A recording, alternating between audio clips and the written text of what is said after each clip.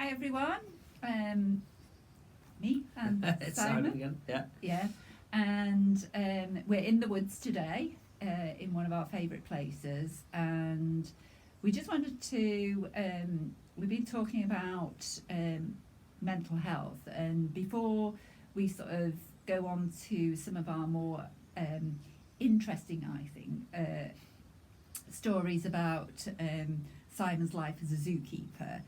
We just wanted to have a chat about some of the issues that we deal with the people that we work with.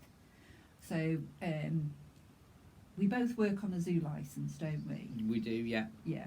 So from the zoo license point of view, when for the animals that we work with, I mean, and here at Cheshire Falconry, it's all birds of prey. What's really important in keeping their well-being in tip-top condition? From a falconry centre's point of view, we've got kind of two aspects to look at, because we've got birds that are just aviary for visitors to kind of see in their aviaries in the centre, and then we've also got birds that we fly. So we've got kind of two aspects of it to look at. So we've got to look at their general behaviour and their well-being. Obviously, is the animal showing any stress or strain? Is their habitat they're living in suitable for that type of species? Are they getting the right diet? Are they getting enough exercise? That one's slightly stronger point with the free-flying birds. Obviously, we don't want an unfit bird flying for us because, one, it can damage them. Like anybody that exercises too much and hasn't prepared for that, they're going to potentially damage themselves. So we've got, obviously, all that so far. So food, habitat, exercise, and just general mental stimulation as well, depending on the species. Right. Because we have a varied range of very intelligent birds to birds that aren't that intelligent on the cognitive thought aspect of things. Yeah. So we have to take all that into account, Right. and prepare for each individual species that we provide the 5 freedoms for the animals, and that's, if I can remember them off the top of my head, freedom from fear, freedom to feed, freedom to display natural behaviour. I can't remember the other two off the top of my head, but it's all around basically making sure that animal is in a suitable environment. Right. And you know, with some of our birds, some of them that are, there's more than one, Yes. and some of them there is Singles. Singles, and Yeah. and like other zoos, the where you've got let's say, just as an example, something like a meerkat. Yeah. You wouldn't have a meerkat on your own, would No. on its own, would No, you? no. So obviously, with some species of animals, we have a social hierarchy, we have a social structure, from anything from ants that live in a huge social network. There's the colony, and without the colony, none of them would survive. To animals which are individuals, they are sole hunters, they're predators. They don't want any other predators around because they're likely to attack them. So we have to take a look at that. For us, with birds of prey, apart from a handful of species, are predominantly sole hunters. Right.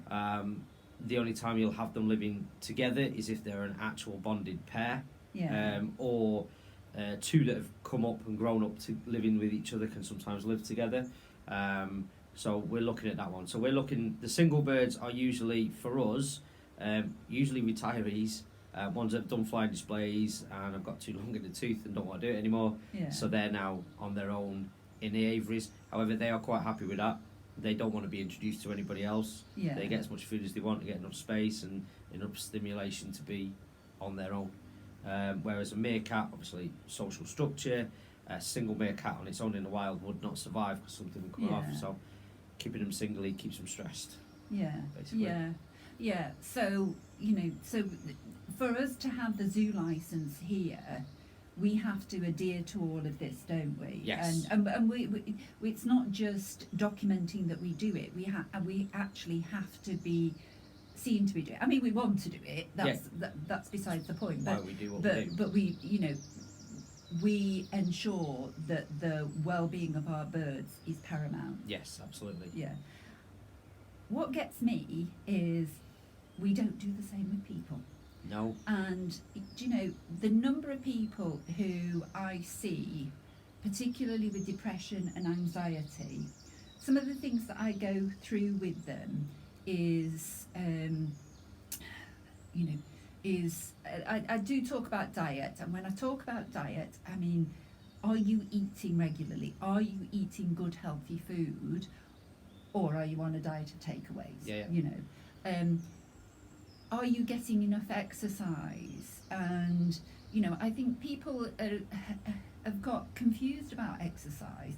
Now, our birds, it's like you were just saying, they need to be, the display birds and the birds that are involved with the experiences have to be flown every day, don't they, to give them the right level of exercise and so on. Yeah. Because that's a natural thing for them to do. Yeah. And yet humans are equally designed to walk, to run, to exercise. We are designed to move. And yet so many people don't exercise, they don't get out there, they don't, and exercise, there's this confusion about it being must go to the gym. No, get out, take the dog for a walk, walk around the woodlands. I mean, one of the things that we do here is we walk with one of the owls, or there's a few owls that we work with in the woods, and we fly them as we walk, don't we? Yeah. And we're noticing nature, and we're noticing what's going on. You can probably see behind us a little bit of green starting to come through, and we notice that every time we come into the woods. So for people with mental health issues, it's we need to move our bodies to maintain physical health, but it also maintains mental health.